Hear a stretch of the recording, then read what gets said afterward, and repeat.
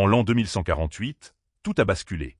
Une faille massive connue sous le nom d'abysse du néant a déchiré le ciel. Elle s'est abattue sur le monde comme un cauchemar, ravageant la réalité et les villes sur son passage. L'humanité ne se contentait plus de survivre. Chaque habitant de la planète a été forcé de devenir un « joueur » dans un jeu à l'échelle mondiale. Les gens ont paniqué, fixant des écrans bleus sortis de nulle part alors que leur vie se transformait en stats. Pour découvrir la vérité, ils devaient avancer. Des âmes courageuses ont commencé à explorer les profondeurs de l'abysse du néant, risquant tout pour atteindre l'inconnu. Les rumeurs se sont propagées comme une traînée de poudre. Terminez l'abysse, et vous obtiendrez tout ce que votre cœur désire. Ça offrait un statut et plus de richesses qu'on ne pourrait en dépenser en une vie entière. Ça offrait même la chance de rallonger sa propre durée de vie, rendant la jeunesse aux mourants. Tout au sommet se trouvait la récompense ultime, l'autorité des dieux en personne. Le décor étant planté, le système a officiellement annoncé le début du jeu. Avance rapide jusqu'en 2268, à l'entrée du 5e étage, où un jeune homme est affalé, à peine conscient. Un groupe d'explorateurs le repère.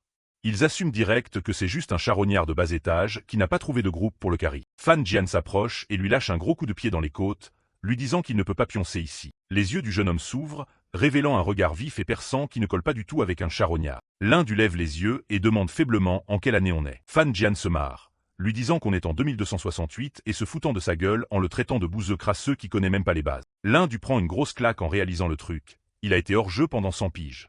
Il n'arrive pas à croire que tout ce temps a passé pendant son sommeil. Un des membres de l'escouade, Lurambigne, se fait chier et lâche une compétence de détection pour voir à qui ils ont affaire. Les résultats sont pathétiques. L'un du est niveau 0 avec une classe cachée. Une combinaison qui a l'air complètement éclatée. L'escouade pète littéralement de rire à l'idée qu'un clochard niveau 0 ait réussi à se faufiler jusqu'au 5e étage. Les joueurs aux alentours matent de loin, chuchotant que ce noob est complètement foutu. Ils savent que l'escouade autour des palombes, c'est pas le genre de mec à chercher. L'un d'eux demande s'il devrait l'aider, mais l'autre le calme direct. Personne ne veut s'attirer ce genre d'emmerde. Fan Jian se la pète sur leur statut d'escouade d'élite bossant pour le seigneur Guyinting, utilisant ce nom pour le coup de pression. L'évocation de Guyinting assombrit direct le visage de l'Hindu. Le nom de l'enfoiré qui l'a trahi pèse toujours lourd dans ce nouveau monde. Un sourire tordu commence à s'étirer sur le visage de l'Hindu. Il explose d'un rire maniaque. Il n'arrive pas à croire que ce connard soit encore en vie après un siècle. L'Hindu se lève, et soudain, l'air dans la grotte devient beaucoup plus lourd. Il les fixe avec une intention meurtrière qui fait taire leur rire direct. Les petites frappes sont déstabilisées par son regard.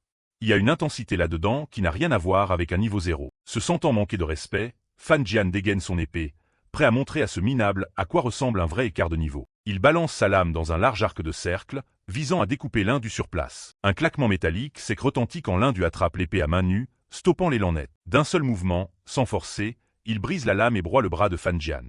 Le lâche pousse un hurlement à glacer le sang alors que ses HP dégringolent. L'Hindu le regarde de haut, comparant l'escouade autour des palombes à une bande de mouches amères. Fan Jian est en plein choc, incapable de capter comment un mec niveau 0 peut bouger avec une vitesse aussi abusée. Il gueule à son escouade d'attaquer, et les deux autres dégainent, hésitant mais forcés d'y aller. Les yeux de l'Hindu flamboient d'une lumière rouge alors qu'il se prépare à désosser le reste du groupe. Il bouge comme un fantôme, repoussant toute l'escouade d'un seul mouvement flou. Une botte s'écrase à l'arrière du crâne de Fan Jian, le clouant au sol rocheux. L'Hindu les domine, faisant remarquer qu'il torchait déjà des donjons avant même que ces gamins ne soient nés. Il se penche avec un sourire sinistre, précisant que leurs conneries sur le vol de stuff lui ont donné une excellente idée. Fan Jian ne peut que fixer avec horreur, réalisant qu'il est complètement à la merci d'un monstre. La scène se transforme en un nuage de poussière chaotique alors que l'Hindu met son plan à exécution, pillant le moindre objet de valeur qu'il possède pendant qu'il le supplie d'arrêter. L'Hindu laisse les petites frappes en caleçon, chialant pour leur stuff perdu. Ils n'arrivent pas à croire que les items qu'ils ont farmés pendant des mois ont été raflés en un instant. Il examine le butin avec un regard de pur dégoût, traitant ça de déchets de rang dès qu'on trouverait au puce.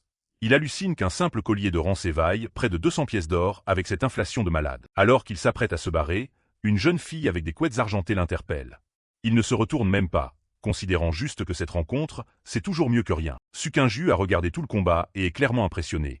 Mais l'Hindu se demande juste s'il va gratter encore plus de stuff gratuit d'un nouveau challenger. Elle se présente, Sukinju de la guilde du Lion Rouge, essayant de paraître pro malgré son excitation évidente. Elle lui dit à quel point il était stylé, ajoutant que l'escouade autour des palombes a bien mérité ce qui lui est arrivé après tous les joueurs faibles qu'ils ont rackettés. L'Hindu lâche un soupir de déception.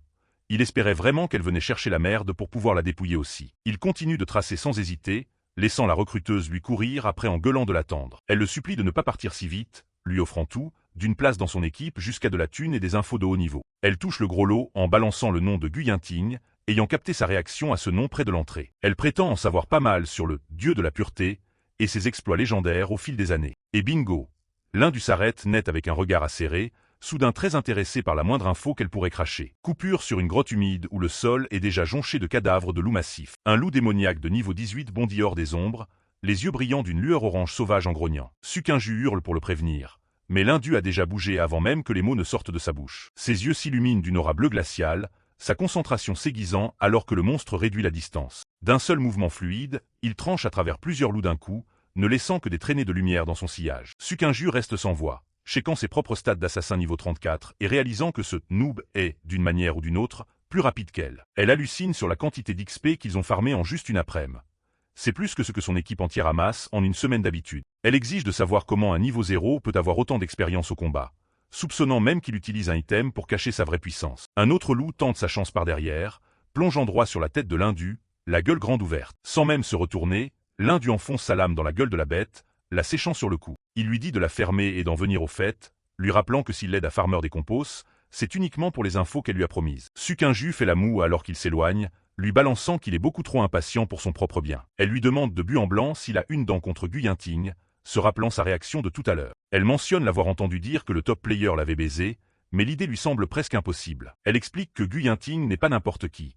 C'est le top player niveau 199 et le représentant du dieu de la pureté en personne. En 2148, le monde a plongé dans un chaos total quand le système de jeu a pris le contrôle de la réalité. Pendant cette ère de panique, une silhouette mystérieuse connue sous le nom des auteurs du guide spécial a émergé pour montrer la voie à l'humanité. Il a rassemblé les joueurs les plus badass et formé une équipe légendaire appelée Firmament pour affronter l'abysse de front. Ils ont été les premiers à vraiment défier l'abysse du néant, ouvrant la voie à tous ceux qui ont suivi. Sukinju a des étoiles plein les yeux en avouant être une fan hardcore de ce légendaire auteur du guide. Elle est persuadée que Firmament n'était la meilleure équipe que parce qu'il avait lui pour les leads en première ligne. Elle s'excuse direct d'avoir fait sa groupie, faisant remarquer que presque toutes les archives et images du mec ont été effacées avec le temps. L'indu écoute en silence, une lourde ombre tombant sur ses yeux alors qu'il repense à l'homme qu'elle décrit. Il sait exactement qui était l'auteur du guide, parce que c'est lui qui dirigeait ses joueurs légendaires il y a un siècle. Bien avant de devenir une légende oubliée, c'était juste un gars debout au sommet du monde avec une épée à la main. Même avant que l'abysse du néant ne s'abatte, l'indu était déjà un hardcore gamer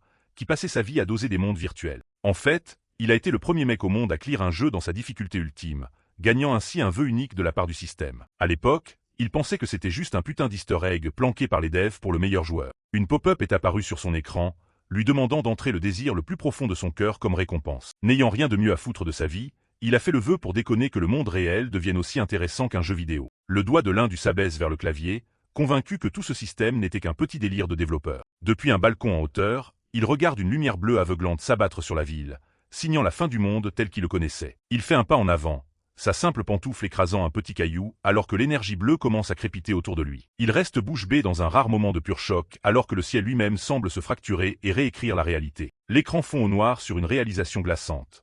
Le monde dans lequel il vivait s'était vraiment transformé en un jeu bien réel. L'indu mène son escouade Firmament dans la mêlée, sa lame taillant à travers des hordes de bêtes démoniaques alors qu'ils se battent pour percer les secrets de l'abysse. Au milieu du chaos de la bataille, son expression n'est que pure détermination, hurlant des ordres alors que l'équipe s'enfonce plus profondément dans la faille. Ça a pris une décennie de sang et de sueur, mais ils se sont enfin tenus devant le défi ultime au dernier niveau de l'abysse du néant. Une plaque dorée divine apparaît devant eux, les félicitant d'être les tout premiers joueurs à clear le 100e étage. L'indu et ses camarades sont baignés dans la lumière aveuglante des dieux, chacun se voyant accorder l'autorité d'une entité divine différente. Dans le présent, Sukinju traîne derrière l'indu, racontant l'histoire légendaire de comment Firmament est devenu les premiers agents des dieux. Elle explique que le transfert de pouvoir n'était pas parfait.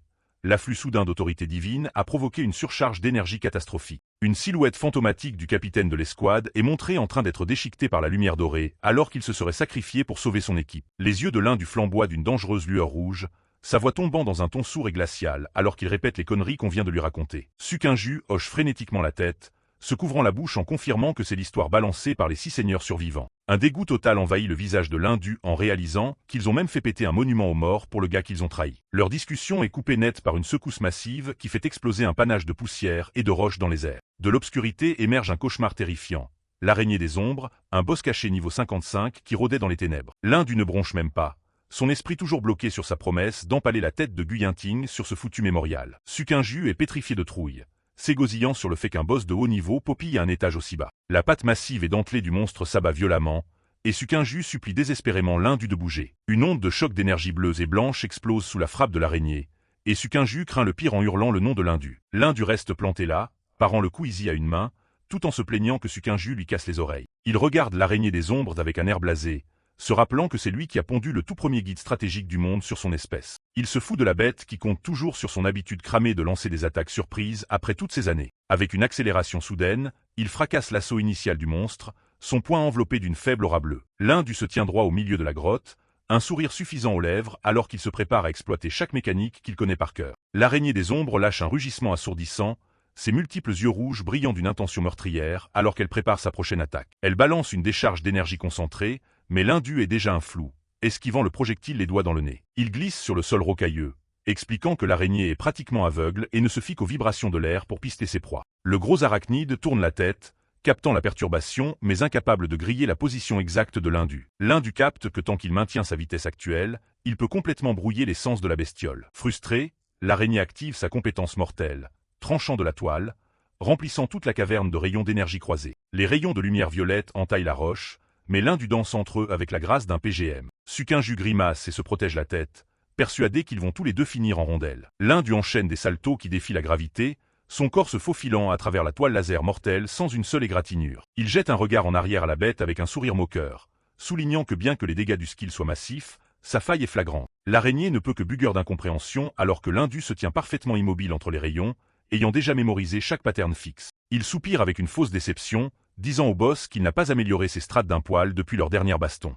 L'indu tend une main, perturbant les courants d'air et créant une tempête localisée qui désoriente complètement l'araignée. Il dégaine son arme, les yeux brillants d'une lumière froide en déclarant que le monstre n'est rien d'autre qu'une cible facile. D'un seul coup tranchant horizontal massif, il coupe l'araignée des ombres en deux, la traînée d'énergie bleue signant son arrêt de mort. L'indu se tient victorieux au-dessus des restes coupés en deux de l'araignée des ombres, sa lame toujours dégainée.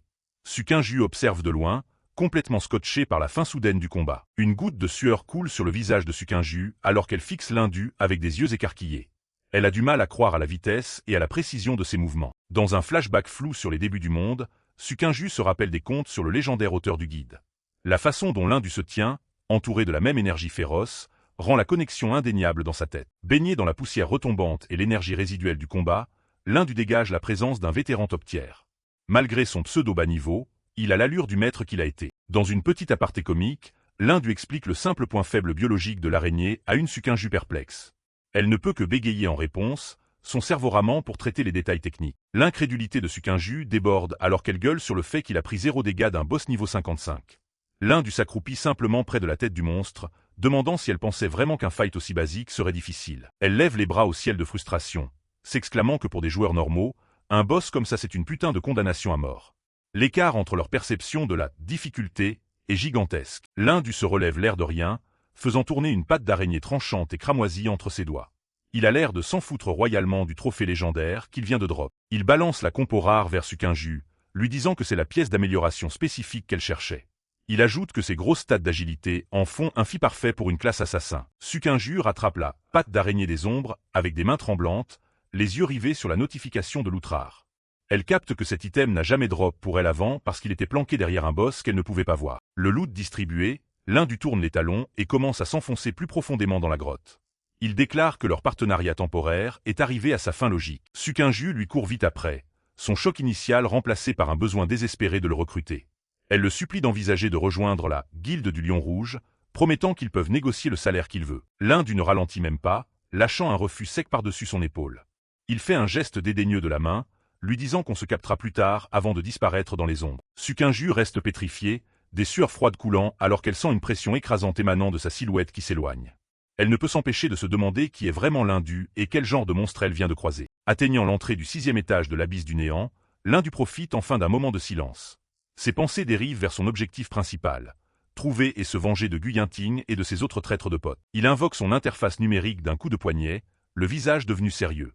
Il a besoin de piger pourquoi son statut actuel affiche niveau 0, malgré sa puissance d'antan. Les panneaux bleus du système scintillent rapidement, faisant défiler des lignes de code complexes et des chaînes de données.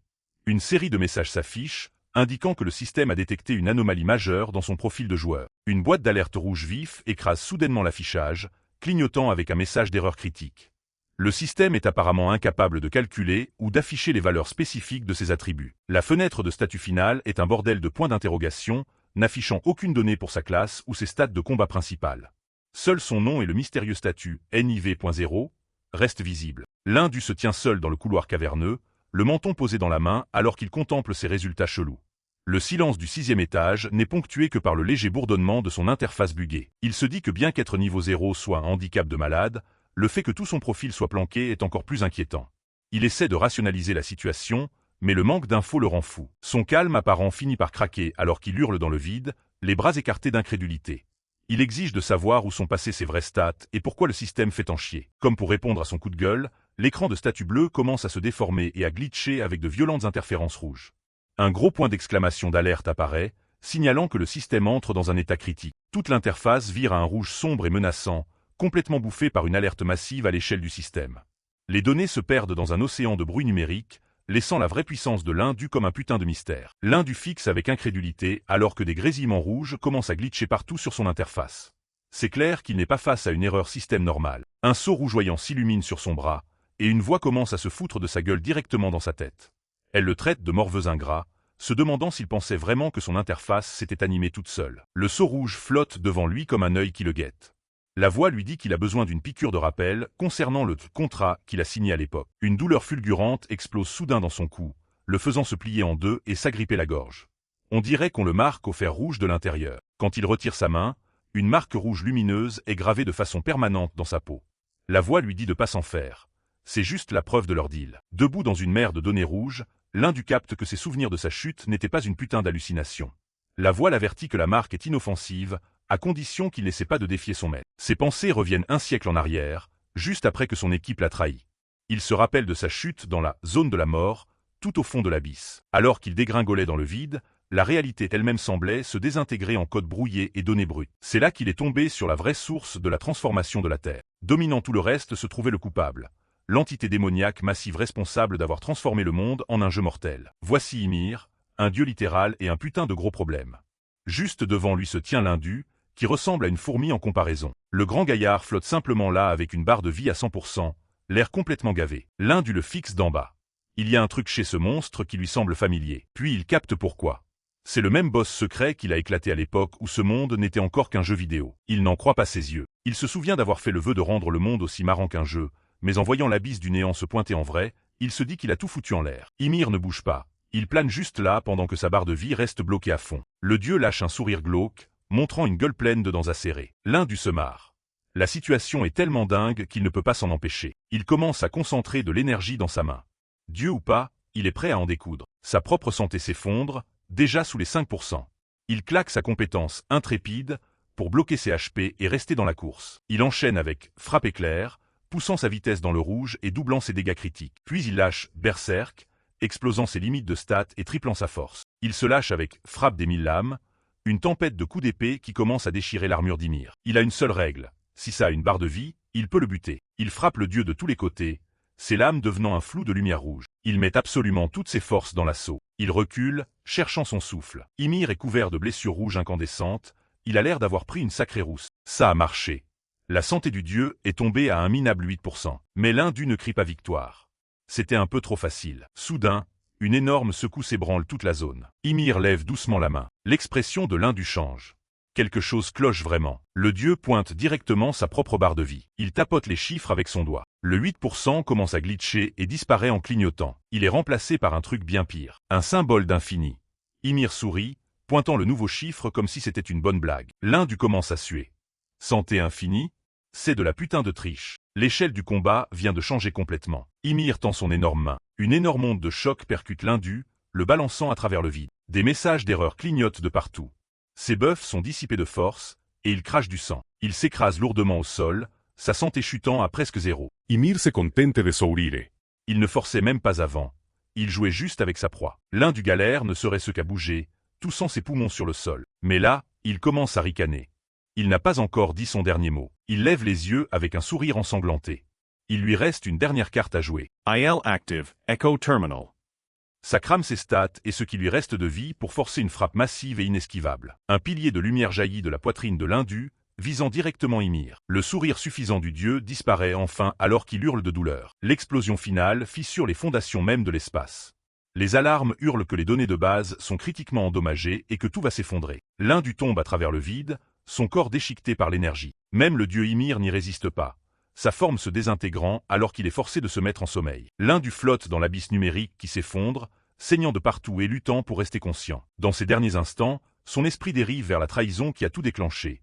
Ses camarades de confiance qui lui ont planté un couteau dans le dos. Il a fini dans ce trou perdu juste pour servir de jouet à Ymir. Il a tout mis dans cette dernière frappe, et tout ce que ça a fait, c'est gagner un peu de temps. Il ferme les yeux, dégoûté que tout se finisse comme ça. Son corps commence à se pixeliser alors qu'il s'efface. Quelle putain d'arnaque de vie. Une fenêtre système pop, froide et mécanique, mort du joueur détecté. Début de la récupération. Son esprit dérive dans les ténèbres. Il est étonnamment calme face à la mort, surtout dès que de ne pas pouvoir buter Gu Yinting ou Ymir. Hors des ombres, une voix l'interpelle, lui disant qu'il a encore une chance. L'Indu lève les yeux, voyant une lumière étrange apparaître devant lui. Une voix lui demande s'il est vraiment prêt à accepter cette fin. Un œil rouge massif et luisant s'ouvre dans le vide. Il lui dit que lui aussi a refusé d'accepter son destin à l'époque. L'Indu n'est même plus surpris. Il veut juste savoir ce qu'est ce truc et si les surprises vont s'arrêter un jour. La conscience explique qu'elle est prisonnière ici et qu'elle a enfin trouvé une faille dans le sceau qui la retenait. Elle lui propose un marché pour la vengeance qu'il désire tant, un contrat scellé par le feu. Le deal est simple, un tout nouveau corps forgé pour lui. En échange, il doit aider la conscience à récupérer ce qu'elle a perdu. C'est pas comme s'il avait le choix. S'il refuse, son âme se dispersera dans le néant. L'Indu n'a pas besoin d'être convaincu longtemps. Il est prêt à y retourner. Il accepte le deal. Tant qu'il peut faire payer tous ceux qui l'ont trahi, il est prêt à en payer le prix. Il tend la main et touche le parchemin enflammé, scellant le pacte. Le feu le traverse, consumant son vieil esprit pour forger quelque chose de nouveau. Il se réveille dans une caverne sombre au 6e étage de l'abysse du néant. Il a un nouveau look et un tatouage rouge dans le cou. La conscience est toujours avec lui, apparaissant maintenant comme une petite ombre flasque appelée l'esprit mandataire. L'Indu teste ses nouveaux membres, mais il n'est pas franchement impressionné. L'esprit mandataire n'est pas ravi de son attitude ingrate. L'Indu ignore ses plaintes, plus intéressé par le fait que toutes ses stats s'affichent avec des points d'interrogation. L'esprit explique que ses stats sont bridées et que son arbre de compétences est totalement verrouillé. Il repart de zéro, sans aucun skill. L'Indu capte qu'il est en gros un niveau 0 maintenant. Il vient de fumer une araignée démoniaque et n'a pas gagné un seul point d'XP. L'esprit mandataire lui dit que les niveaux et l'XP classique ne lui servent plus à rien maintenant. À la place, une nouvelle métrique apparaît sur son écran système. Divinité. Il stagne actuellement à un minable 0,25%. L'Indu n'a jamais entendu parler de ce système de divinité avant. L'esprit explique que la divinité mesure sa synchro avec son nouveau corps. Plus elle monte, plus il peut supporter de puissance. Pour l'augmenter, il doit gratter des first kills sur différents boss à travers l'abysse, où il peut chasser les mandataires des autres dieux. Ça a l'air carrément plus fun. Même buter leurs fidèles fera l'affaire. Personne n'est à l'abri. Les yeux de l'Indu se plissent. Il a enfin une voie toute tracée. Il mate sa progression de 0,25% et ricane. C'est une goutte d'eau dans l'océan. Il prépare déjà son prochain coup. Buter Gu Yinting et sa clique sera sa principale source de puissance. L'esprit mandataire lui dit de se calmer. Gu Yinting est niveau 199, et le corps actuel de l'Indu ne peut rien encaisser au-dessus du niveau 100 pour le moment. Il lui faut beaucoup plus de divinité. L'Indu ne prend pas d'ordre. Il lui fait remarquer que l'esprit mandataire a tout autant besoin de cette divinité que lui. L'esprit lui dit juste de faire gaffe. Faire trop le malin peut être une condamnation à mort dans un endroit pareil. L'Indu balaie l'avertissement de l'esprit mandataire, considérant le farm qui l'attend comme un simple échauffement. Pas de temps à perdre. Il se met en route, ses bottes résonnant contre la pierre froide de l'abysse. Il décide de commencer depuis le tout premier étage, bien déterminé à farmer le moindre boss sur son chemin. 3 jours plus tard, dans les hubs de joueurs blindés de monde, des rumeurs commencent déjà à circuler sur un nouveau venu bizarre. Une jeune femme avec des couettes argentées surprend la conversation, sa curiosité piquée par la mention d'un « joueur niveau 0 ». La meuf aux cheveux d'argent s'incruste dans le groupe, impatiente d'en savoir plus sur ce taré mystérieux qu'ils ont croisé au 13e étage. Le garde, Nisubian, explique qu'un malade mental a retourné les donjons ces 2 derniers jours. Ce qui est vraiment dingue, c'est qu'il fait tout en solo en étant toujours niveau 0.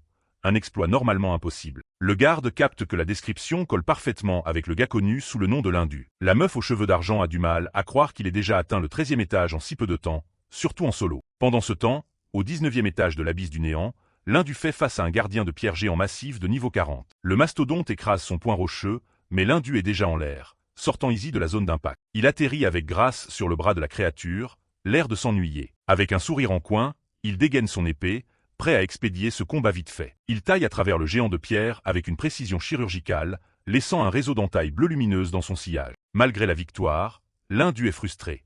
19 boss vaincus, et sa divinité a seulement grimpé à 2,85%.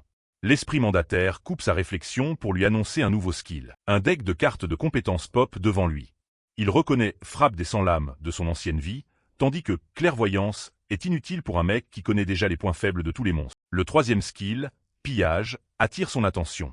Il lui permet d'extraire de force des items de valeur, des compétences ou du stuff des cibles vaincues. C'est exactement ce qu'il lui faut pour accélérer la cadence. Il serre le poing, un sourire sombre s'étirant sur son visage. Il arrive vite à l'entrée du 20e étage, mais trouve le passage bloqué par un groupe de joueurs. Deux lanciers de niveau 50, Nisuibian et Wu Suowei, s'avancent et exigent de voir son pass d'entrée. L'un d'eux n'a jamais entendu dire qu'un pass était requis pour ces étages. Nisuibian ricane, le traitant de bouseux et lui disant qu'on passe pas le 20e étage sans passe. L'autre garde capte que c'est peut-être le légendaire joueur 0, dont tout le monde parle ces derniers temps. Nisuibian se fout de la gueule de son pote peureux, se moquant de lui parce qu'il a peur d'un loser avec une épée en fer rouillé. Il se retourne vers l'Indu, le provoquant pour qu'il prouve que toute cette hype est méritée. Il ricane, disant à l'Indu de se mettre à genoux et de se prosterner s'il veut avoir une chance de s'en tirer. Le regard de l'Indu devient glacial. Il a fini d'écouter ses sous-merdes. Dans un flash de lumière rouge, l'Indu frappe, sa lame bougeant plus vite que ce que les gardes peuvent suivre. Nisuibian se fige alors que l'onde de choc de l'attaque le traverse. Des alertes système clignotent en rouge sous ses yeux. Sa vie a chuté sous les 5% en un seul coup. Il s'effondre au sol, se tenant la poitrine dans une agonie totale. L'Indu le regarde avec pur mépris, demandant pourquoi il n'exige plus sa prosternation. Il tend la main, un vortex d'énergie violette tourbillonnant se forme alors qu'il active sa nouvelle compétence. Pillage. Les yeux de Nisuibian s'écarquillent de terreur alors qu'il sent quelque chose s'arracher de son âme. Il hurle alors que ses compétences durement acquises commencent à disparaître une par une. Le pillage est un succès total. L'Indu sent le transfert d'énergie se terminer. Une carte dorée apparaît dans sa main, un pass intermédiaire pour l'Alliance Firmament. Non seulement il a chopé le pass, mais il a aussi gratté une compétence passive appelée « Gardien résolu » qui booste la défense quand les HP sont bas. Nisuibian tremble, traitant l'Indu de monstre pour être capable d'arracher des objets liés. L'Indu ignore les pleurs du gars en train de trembler, son attention uniquement fixée sur son prochain move. Il presse son épée contre la gorge du garde, prêt à obtenir les réponses dont il a besoin. Nisuibian demande pitié, les mains levées en signe de reddition alors que la lame de l'Indu reste ferme et froide. L'Indu s'en fout de ses supplications. Il exige de connaître l'origine de ce système de « passe » qu'ils imposent. En tremblant, Nisuibian révèle que Gu Yinting lui-même a mis en place ce système il y a un siècle, prétendant que c'était pour protéger les explorateurs ordinaires. Il explique que l'Alliance Firmament a maintenant le contrôle absolu sur tous les gros points de ressources au-delà du 20e étage. L'Indu reste silencieux, son expression illisible alors qu'il assimile les mots du garde. Son esprit dérive vers l'histoire, ou peut-être ses propres souvenirs, du jour où le 20e étage a été conquis pour la première fois il y a un siècle. Dans le passé, l'Indu était assis triomphalement sur un dragon vaincu, tandis qu'un Gu Yinting plus jeune remettait en question le besoin d'un guide. L'Indu avait ordonné que les routes soient publiées immédiatement, refusant de garder les infos que pour sa gueule. Gu Yinting, jouant les subordonnés loyaux, acclamait son capitaine comme un saint pour son prétendu altruisme. L'Indu soutenait que l'abysse du néant appartenait à tout le monde, et que ses trésors étaient là pour tous ceux qui avaient les couilles de les prendre. Il avait partagé sa devise avec Yinting. Les forts ouvrent la voie, et les faibles suivent. C'était un credo de leadership, pas d'oppression. De retour dans le présent, le sang de l'Indu bouillonne en voyant comment ses mots et actions ont été détournés. Ses yeux brillent d'une lumière rouge vengeresse alors qu'il hurle le nom du traître dans sa tête. Il ricane à l'idée de protection, sachant très bien la sombre vérité derrière la propagande de l'Alliance. Pour l'Indu, c'est clair que Gu Yinting n'a jamais eu l'intention d'aider qui que ce soit. Il voulait juste transformer le monde en son propre terrain de jeu privé. Voyant une ouverture, Nisuibian tente de ramper pour s'échapper de la fureur glaciale qui émane de l'épéiste. L'Indu l'arrête direct, sa voix dégoulinant de menaces alors qu'il demande au garde s'il lui a donné la permission de se barrer. Il se fout de la terreur du garde, se demandant à haute voix s'il est vraiment si flippant que ça pour un joueur niveau 50. En s'accroupissant, il exige qu'on lui file le pass immédiatement. Nisuibian ne peut que hocher la tête frénétiquement. L'Indu prend le pass volé et l'amène à un terminal d'accès proche, espérant que ça lui donnera accès à l'étage suivant. La machine BIPE bruyamment alors qu'un message rouge « Accès refusé » clignote. Le pass est strictement lié à l'idée de son proprio. L'Indu fronce les sourcils, saoulé. Nisuibian mentionne timidement que les objets liés ne peuvent pas être utilisés par d'autres, se prenant un regard noir pour ne pas l'avoir dit plus tôt. Un peu plus tard, une voix joyeuse retentit, surprise que l'Indu ait enfin donné signe de vie. Sukinju apparaît, ses couettes argentées se balançant alors qu'elle le taquine sur sa réputation grandissante dans les cercles de charognards. Elle se penche près de lui, notant son silence habituel avec un sourire joueur.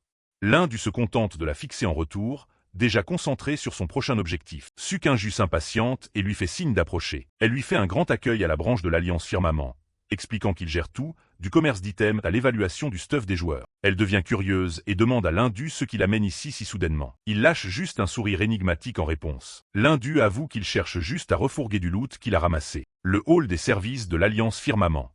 C'est l'endroit le plus blindé de Pengjiang pour tous ceux qui essaient de percer dans ce monde. Quelqu'un claque 2 passes dorées de haut niveau sur le comptoir. L'indu dit à la réceptionniste qu'il faut changer les infos du proprio sur ces 2 passes pour les mettre à son nom. La machine émet un bip d'avertissement.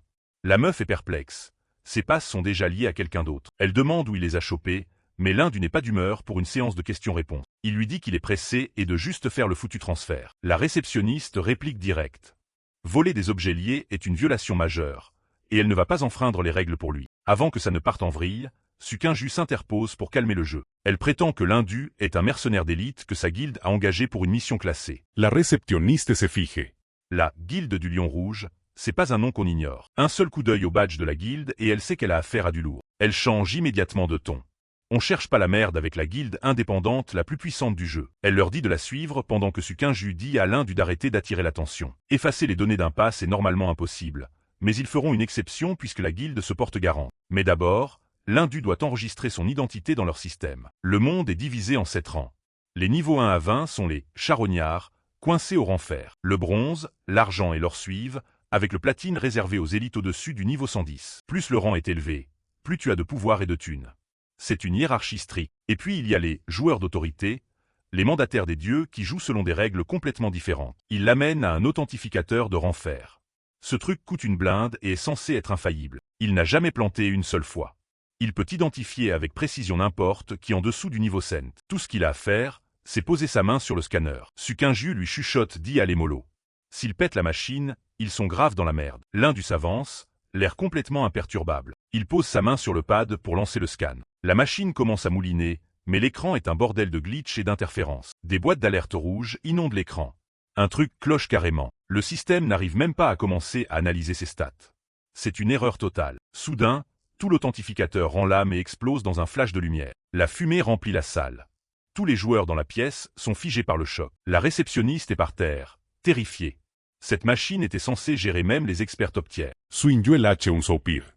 Elle savait qu'il finirait par péter un truc. Un cadre nommé Pei Yuan déboule, exigeant de savoir ce qui vient de se passer bordel. L'indu lui sort calmement que leur matos, c'est de la merde vu que ça a pété à la seconde où il a touché. Il capte que la machine ne peut tout simplement pas supporter sa divinité bridée ou son nouveau corps. L'écran crache enfin un résultat, et Pei Yuan y jette un œil. Il fixe l'écran une seconde, essayant de donner un sens aux données. Puis il explose de rire. Il se dit qu'il s'est inquiété pour un random. Il s'imagine que le scanner a grillé parce que l'indu n'a aucune stat qui vaut la peine d'être lue. Il se fout de sa gueule en face, le traitant de charognard niveau 0 et de gros taré. La foule commence à rigoler avec lui. Un mec se la pète en disant que ses stats étaient plus hautes le jour de sa naissance. Quelqu'un lance des rumeurs sur un niveau 0 qui a solo les 20 premiers étages, mais il n'y croit pas une seconde. Il pense que c'est juste une honte pour Sukinju. Sukinju en a finalement ras le bol des moqueries. Elle met les choses au clair. Quiconque lâche un mot de plus se fait un ennemi de la guilde du Lion Rouge. La foule est sur le cul. Ils n'arrivent pas à piger pourquoi une experte top tier prend la défense d'un loser niveau 0. Elle ne leur laisse pas l'occasion de répondre, exigeant que la réceptionniste gère leur passe manuellement. Là, tout de suite. Intérieurement, elle sue à grosses gouttes. Elle n'essaie pas de protéger l'indu. Elle essaie de l'empêcher de péter un câble et de raser le bâtiment entier. La réceptionniste donne rapidement le nouveau pass, pressée d'en finir avec toute cette situation. L'indu prend le pass et se dirige vers la sortie sans un mot. Une fois en sécurité dans une ruelle calme, Sukinju s'effondre presque à cause du stress. L'indu regarde en arrière, lui demandant si elle le prend vraiment pour une espèce de psychopathe violent. Elle le fixe juste. Il n'a même pas fait gaffe aux insultes. Pour lui, tout ça n'était qu'une farce ennuyeuse. Un cri soudain résonne dans la ruelle. Quelqu'un est en train de se faire tabasser violemment pas loin. Sukinju demande ce qui se passe, mais l'indu est déjà concentré sur l'embrouille juste devant. Un groupe de chevaliers de l'Alliance a coincé une silhouette en haillons dans une cape verte. Pei Yuan dégage d'un coup de pied un bol des mains de l'homme. Il se moque de lui, disant que la personne qui l'attend est morte il y a un siècle. L'homme à terre est Luxinji. Pei Yuan lui dit que sa vie n'est que pourriture et maladie incurable. Malgré les coups, Lu commence lentement à se relever du trottoir. Pei Yuan enchaîne les insultes, le traitant d'infirme pathétique qui court après un fantôme. Il le traite de honte totale pour tous les autres joueurs d'autorité. Luxinji lui lance un regard noir. Il sait exactement qui sont les vrais traîtres, et c'est pas lui. Le visage de Pei Yuan se tord de rage. Il n'a pas l'habitude qu'une « grosse merde » lui tienne tête. Il chope Lu par le col et le soulève. Il lui hurle dessus, le traitant de misérable pathétique qui n'a même pas les moyens de se payer des médocs de base. Il claque le vieil homme contre le mur de briques avec un bruit sourd et écœurant. Lui ne lâche pas un son, le fixant juste à travers l'ombre de sa capuche. Pei Yuan lui met un revers, le faisant tituber en arrière contre le mur. Lu s'écrase violemment au sol, son corps tenant à peine en un seul morceau. Pei Yuan regarde sa main avec dégoût. Il pense que même le simple fait de regarder lui fait mal aux yeux. Il dit à ses gars de donner une leçon à cette relique pour qu'il puisse toucher une récompense de la part de Célina. L'un des chevaliers s'avance, son amulette sacrée commençant à briller d'énergie magique. Mais avant qu'il puisse bouger, l'amulette vole soudainement en éclats. Le chevalier est complètement pris de court, fixant le cordon vide autour de son cou. Pei Yuan panique. C'était une amulette de renaissance de Dame Célina. Elle est censée se briser uniquement si elle encaisse un coup mortel. Il dégaine ses armes, cherchant frénétiquement l'attaquant caché du regard. Des ombres, une silhouette masquée s'avance vers eux. Ses yeux brillent d'une lumière froide et rouge. C'est l'Indu, et il a l'air prêt à tuer. Il s'arrête juste devant toute l'escouade, complètement en sous-nombre et totalement pas impressionné. Pei Yuan essaie de faire genre, masquant sa peur par un rire. Il pense que l'Indu a juste eu de la moule avec un tir dans le dos. Il ordonne à ses hommes d'abattre ce chien errant sur le champ. Un chevalier tire une balle de flamme condensée. Un énorme jet de feu visant directement la tête de l'Indu. Le feu rugit dans la ruelle étroite, illuminant les murs d'une lueur infernale. L'Indu ne bronche même pas. Il frappe juste du pied, fissurant le bitume en dessous. Le sol se fragmente alors qu'il se prépare à bouger. L'Indu bouge à une vitesse aveuglante, une traînée d'ombre dans la ruelle étroite. Avant même que les chevaliers puissent réagir, il tranche à travers leurs rangs avec une précision sans effort. Une force massive explose de son cou, balayant les mecs en armure comme des feuilles dans la tempête. Pei Yuan regarde, horrified. Il capte pas comment une attaque basique vient de désosser un chevalier lourd niveau 60. Avant même qu'il puisse digérer sa peur, l'Indu est déjà juste devant lui. Un coup brutal dans la gueule envoie Pei Yuan valser dans les airs, brisant son arrogance en même temps que son calme. La chevaleresse blonde essaie de le prendre par surprise, sautant d'en haut avec ses doubles lames dégainées. L'Indu ne lève même pas les yeux. Il la désarme d'un mouvement fluide et l'envoie s'écraser au sol. Elle s'écrase dans un tas de caisses en bois, ses armes tintant inutilement contre le trottoir. Pei Yuan essuie le sang de sa bouche, hurlant à ses hommes de se regrouper et d'utiliser les chaînes du sanctuaire pour le clouer sur place. Des cercles magiques s'illuminent au sol, et des chaînes oranges incandescentes jaillissent pour lier l'intrus. Les lourds maillons s'enroulent fermement autour du corps de l'Indu, mais il ne se débat pas. Il regarde juste ses liens avec une froide indifférence. Pensant avoir enfin gagné, Pei Yuan lâche un rire maniaque et ordonne à ses hommes de finir le boulot. L'Indu penche juste la tête, ses yeux luisants fixés sur le gars. « C'est tout ?» demande-t-il calmement. D'une seule pensée, il active une compétence de haut niveau, un barrage d'entailles explosant du corps de l'Indu. Une tempête de lames invisibles jaillit de lui, déchiquetant tout sur son passage. Les chaînes se brisent comme du verre, alors que les chevaliers se font tailler en pièces par le barrage d'acier implacable. Le silence revient dans la ruelle, ne laissant que le bruit des gémissements et la vue d'une escouade massacrée étalée sur le sol. L'Indu se détourne du carnage, ramenant son attention sur l'homme en haillons recroquevillé dans un coin. Il s'avance lentement vers la silhouette, chaque pas lourd d'un siècle de souvenirs. L'homme, Luxingi, lève les yeux à travers son regard balafré et trouble, sa voix tremblant d'incertitude. À cet instant, l'Indu le revoit tel qu'il était il y a 100 ans. Un garçon aux yeux brillants, impatient de faire plaisir à son maître. « Xingyi » murmure-t-il, ce nom ayant un goût de cendre et de regret. Il regarde la cicatrice brutale et l'état fragile de son ancien disciple, se demandant quel enfer le pauvre gars a dû traverser en son absence. Luxingi reste à terre, le corps brisé, et l'esprit semblant l'être encore plus. Il détourne le regard, la voix remplie d'une honte profonde et inexplicable. « Je suis désolé. » marmonne-t-il. Pour l'Indu, le monde semble se troubler en regardant les ruines de la personne qu'il a encadrée autrefois. Lui dit que sa vue baisse. Même avec l'étranger debout juste là, il n'arrive pas à distinguer son visage. Le tonnerre gronde au-dessus, et une pluie froide commence à tomber, lavant le sang sur le bitume. Toujours sans savoir qui l'a sauvé, lui offre un faible remerciement à l'étranger mystérieux pour son intervention. La scène revient un siècle en arrière dans un camp de charognards, pendant la 10e année de la descente de l'abysse du néant. Un jeune garçon serre désespérément une pierre rouge luisante, suppliant un groupe de voyous de ne pas lui piquer sa trouvaille. Le chef de la bande se marre juste, affirmant que tout sur ce territoire appartient à son père. Il pousse le gamin et se tire avec le butin, acclamant leur victoire facile. Un des larbins demande s'ils ne sont pas trop cruels, mais le boss s'en branle d'un orphelin minable. Son arrogance est de courte durée alors qu'il se bouffe un putain de mur humain, l'Indu en personne. La petite frappe mange la poussière, levant les yeux sous le choc vers la silhouette imposante qui vient de lui barrer la route. Depuis le sol, le jeune garçon regarde avec des yeux pleins de larmes un étranger prendre sa défense. L'Indu regarde l'enfant qui tremble, son expression indéchiffrable derrière son attitude décontractée. Il brandit le cristal de feu volé, la lumière rouge se reflétant dans les grands yeux ébahis du garçon. Avec un sourire taquin, il dit au gamin que le cristal est à lui maintenant, guettant sa réaction. Il promet de lui rendre, si le gamin peut lui donner une bonne raison de le faire. Les yeux du jeune garçon s'illuminent de pure joie en réalisant que l'étranger ne va pas lui faire de mal. « Vraiment » s'exclame-t-il. « T'es vraiment quelqu'un de bien. » Il baisse les yeux timidement, révélant son secret. « Yeah. J'ai une compétence passive innée appelée « Vision divine ». Elle marque les matériaux de grande valeur dans un rayon de 100 mètres. Il explique sa galère en solo, avouant que personne ne veut faire équipe avec lui à cause de son bas niveau et de son manque de stuff. Je veux fouiller des matériaux pour forger ma propre arme, dit-il doucement. Comme ça, je pourrai enfin entrer dans les donjons. L'un du tend le cristal de feu luisant au garçon, qui le regarde avec un mélange de crainte et d'incrédulité. Tu peux pas juste utiliser un cristal de feu direct pour forger, le prévient l'Hindu. Un sourire complice joue sur le visage de l'Hindu alors qu'il partage son expertise. Si tu le fais juste fondre avec de la ferraille, tu vas pas seulement foirer ta lame, tu vas te faire sauter les doigts. Il regarde le garçon avec un sourire sincère et invitant. Et si tu restais avec moi? Je vais t'apprendre à prendre cette pierre cassée pour en faire une lame assez tranchante pour tuer des boss. Méfiant face à cette soudaine gentillesse, le garçon demande pourquoi un inconnu voudrait l'aider. L'Hindu se contente de ricaner, lui disant d'arrêter de poser des questions. Je le fais parce que j'en ai envie. Ça pose un problème. Alors qu'ils s'éloignent ensemble des tas de ferrailles, l'Hindu demande le nom du gosse. Le garçon regarde le sol, avouant qu'il n'en a pas. Tout le monde l'appelle juste l'orphelin. L'Hindu s'arrête et regarde le petit garçon qui marche dans son ombre. Alors je vais t'en donner un, décide-t-il, la voix ferme mais bienveillante. Avec le soleil couchant qui allonge les ombres, l'Hindu lui tend la main. À partir de ce jour, ton nom est Luc Saint-Gy. C'était le simple début d'un lien qui s'étendrait sur un siècle, un maître et un disciple marchant ensemble vers un avenir incertain. Le souvenir se dissipe pour laisser place à la dure réalité du présent. L'Hindu se tient sous la pluie froide, regardant la version brisée de ce même garçon. Luc Saint-Gy baisse la tête, s'excusant parce qu'il a encore des affaires importantes à régler.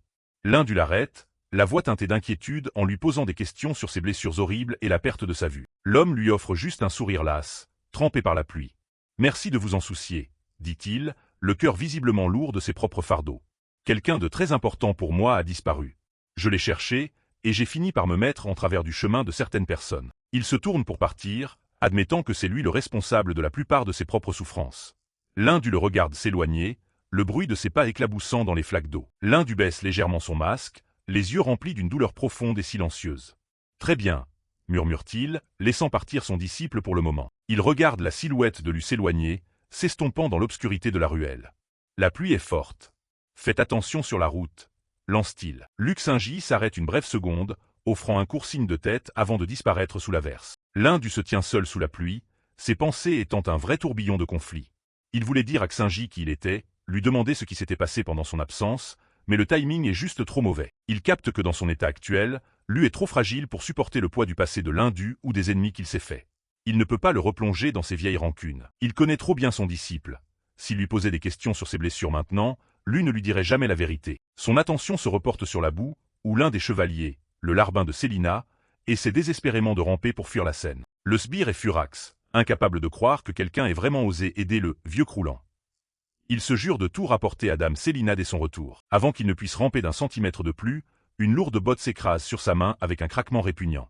La ruelle résonne de son cri d'agonie alors que ses plans de balancelle sont coupés court. L'Hindu se tient au-dessus d'un des sbires survivants sous la pluie, clouant la main du mec au bitume avec sa botte. Le gars hurle de douleur, demandant pitié tout en prétendant qu'il ne faisait que suivre les ordres de dame Célina. Derrière son masque, l'œil de l'Hindu brille d'un rouge glacial alors qu'il exige de savoir exactement où Célina se plante. Terrifié, le larbin crache le morceau, disant qu'elle est au tribunal, un palais flottant juste au-dessus de la ville. L'Hindu lâche juste un petit signe de tête et agrippe la poignée de son épée. L'homme continue de supplier pour sa vie, jurant qu'il ne rapportera jamais ça à sa dame. Il essaie de se cacher derrière les règles de la ville, rappelant à l'Hindu que tuer d'autres joueurs est strictement interdit. Les règles, il s'en branle maintenant. Un seul flash d'acier tranche la pluie et la gorge du mec. Une lame brisée reste plantée dans le sol d'à côté du cadavre tout frais. L'Hindu broie un débris dans son poing, l'esprit fixé sur la dette qu'il s'apprête à recouvrer pour lui et son disciple. Loin au-dessus des gratte-ciels modernes de la ville, la forteresse flottante massive du tribunal trône au milieu d'un orage, marquant la prochaine destination de l'Hindu.